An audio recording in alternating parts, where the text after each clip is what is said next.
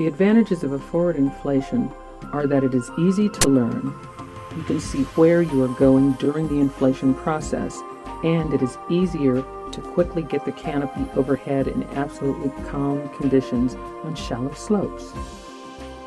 The disadvantages are that you cannot see the canopy until it is up overhead, so you must judge the success of the inflation and any required corrections by sensing the tension on the risers.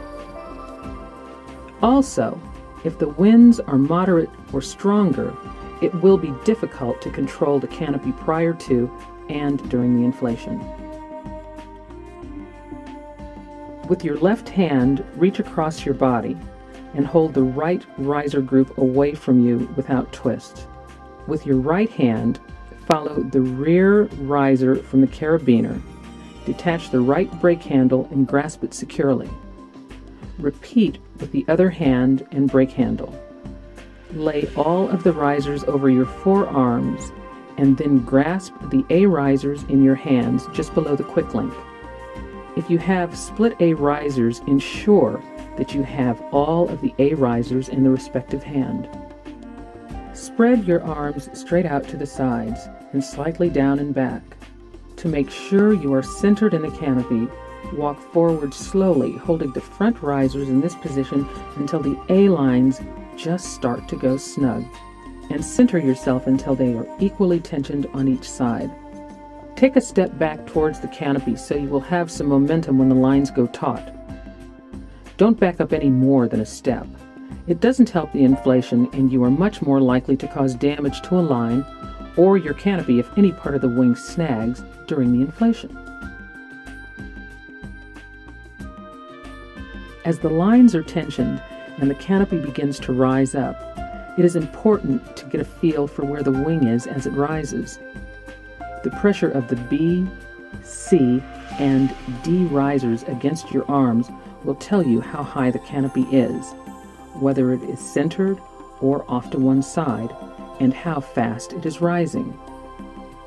During this initial pull-up of the canopy, at the point where the canopy first clears the ground and is fully inflated, it will exert a strong backward pull on you.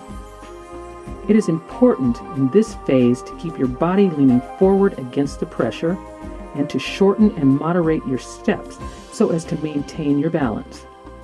As the canopy rises further, allow your arms to come up with it, and as the canopy comes overhead, release the front risers.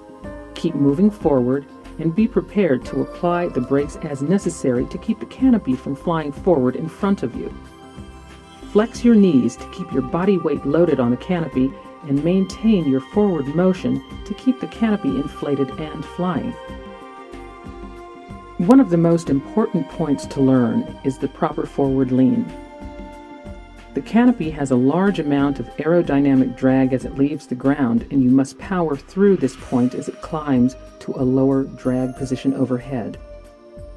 Bend forward at the waist, lead with your shoulders, and drive forward with quick, powerful steps.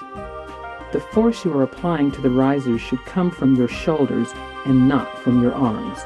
At this point, you must quickly ascertain, by an appropriate combination of visual inspection and feel, that the canopy is fully inflated and is symmetrical and square into the wind above you, that all lines are free, and that the brake lines are functional.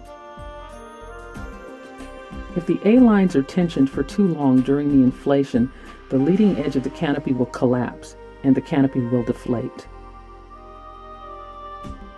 If the canopy is languishing low behind you in the high drag position, then you are either not providing enough thrust or you are slowing the canopy with unnecessary brake input. Remember, you cannot use a brake application to correct for a low wing until the wing is raised nearly overhead.